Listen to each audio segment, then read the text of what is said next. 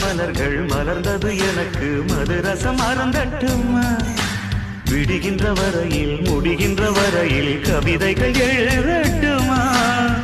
முத்தம் என்ற கடலில் முத்து குளிப்போமா அழகு அழகு ஓ